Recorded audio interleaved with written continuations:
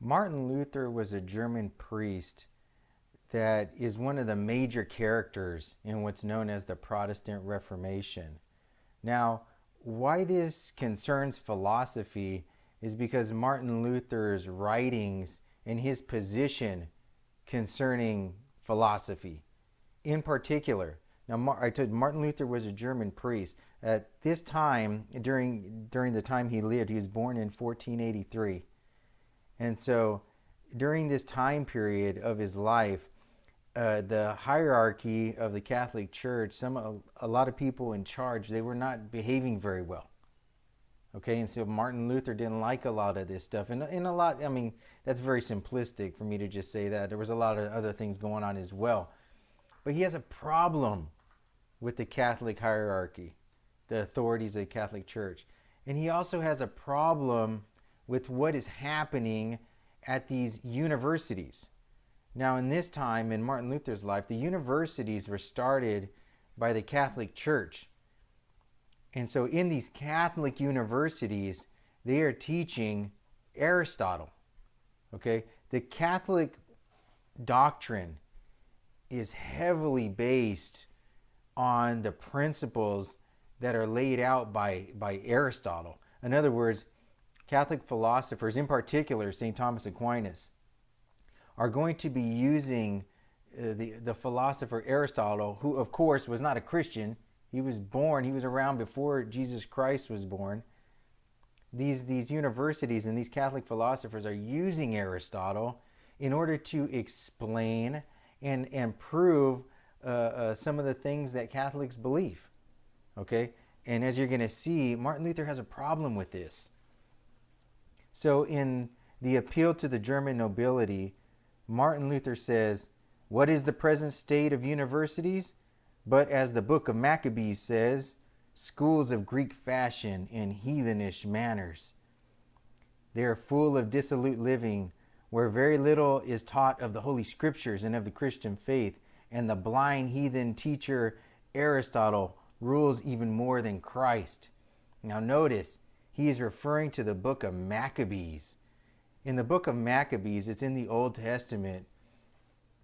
The Maccabees rose up against this encroachment upon their land and this forcing of the Greek gods upon them. And so that's very telling that Martin Luther would even be quoting from that book right here.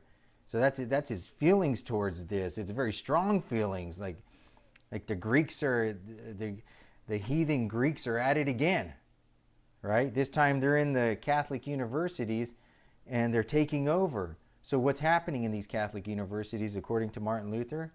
These professors are teaching Aristotle and the philosophy of Aristotle, and they're focusing on Aristotle more than they are on the Holy Scriptures, right? And of course, Aristotle was not a Catholic or a Christian. He was around before Jesus Christ was born. So he has a problem with this. He goes on.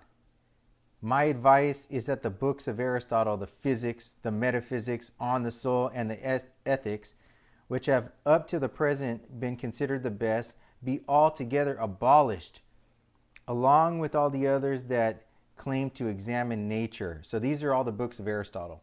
Aristotle wrote a lot of books, but these are some major ones right here. You have the physics, you have metaphysics, which is where Aristotle is philosophizing about things that are beyond the physics, things that are not physical. Okay, you have on the soul, and then you have the ethics. Okay, so Catholic doctrine today, especially the ethical theory, you have a lot of principles of Aristotle, because a lot of the Christians that came after Aristotle, that were reading Aristotle, like St. Thomas Aquinas, they started to notice, hey, Aristotle, he's explaining a lot of the virtues that we believe in, right? So a lot of these Christians would start, especially St. Thomas Aquinas, would start using, and St. Augustine, start using Aristotle and Plato and these other Greek philosophers in order to buttress their own faith, their own religion. Okay? He goes on. Besides, no one has been able to understand his meaning, and much time has been wasted, and many noble souls bothered with much useless labor, study, and expense. So he's saying, listen, nobody can even understand a lot of what Aristotle's talking about. People today still are arguing about what Aristotle meant in some of his writings, because a lot of his writings are just like lecture notes, right? And meant for like himself, and then he would deliver them, right, and add in the missing part. So a lot of his doctrine is like, we don't really know what he means. But Catholic philosophers would disagree with this, because they would say, yeah, we know what he means. St. Thomas Aquinas gives a pretty good explanation of what Aristotle means, right? But Luther is saying, listen, we can't even figure out what this guy's talking about. He goes on. Doesn't the wretched man in his best book on the soul teach that the soul dies with the body, though many have tried to save him with vain words?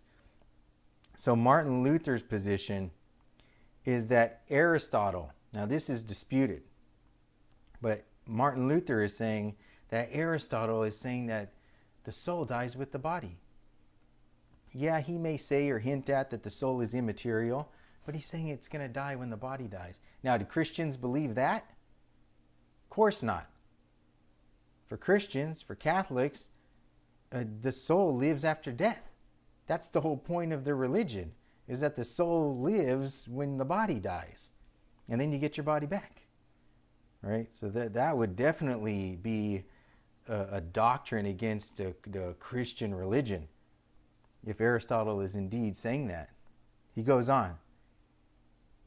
Then there is the Ethics, which is accounted one of the best, though no book is more directly contrary to God's will and the Christian virtues. Okay, so Aristotle wrote this book on the ethics, and this book has been one of the basis for teaching ethics to a variety amount of people up until fairly recent times. Right? I mean, you'd go into like at a university or a classroom, even in high school or you know, a school for younger children, and you would read the ethics. You get taught Aristotle's ethics and about the virtues and about the vices. Martin Luther is saying this is one of the worst books. Oh, that such books could be kept out of the reach of all Christians. Let no one object that I say too much or speak without knowledge. My friend, I know what I'm talking about. I know Aristotle as well as you or people like you. I've read him with more understanding than St. Thomas or Scotus, which I may say without arrogance and can prove this if I need to. So he's saying, listen, I understand Aristotle more than St. Thomas Aquinas or Scotus. But in part, St. Thomas Aquinas is the big one here. And Luther is saying, I understand him more than you guys. And I'm telling you, this book is no good. The Ethics. And he goes on. So, of course, he doesn't want to have the ethics taught in Catholic universities, and along with all the other books he mentions. And he goes on. I would, however, gladly consent that Aristotle's books on logic, rhetoric, and poetics should be retained, or they might be usefully studied in a condensed form so that young people can practice speaking and preaching. But the notes and comments should be eliminated just as Cicero's rhetoric is read without note or comment. So he's saying that logic, rhetoric, and poetics are also books written by Aristotle. And Martin Luther is saying, hey, we can use these. We can use these books. So he wants to dump some books of Aristotle, but keep these. Okay? Because he thinks they could be useful. The only inconsistency here we see with Martin Luther is that Aristotle, and I'm just going to talk about his book on logic. Aristotle's book on logic is founded on the principles that Aristotle lays out in the physics and the metaphysics and in his other books. Okay? Because in Aristotle's book on logic, he talks about, I mean, obviously he's talking about logic, the syllogism, all this stuff.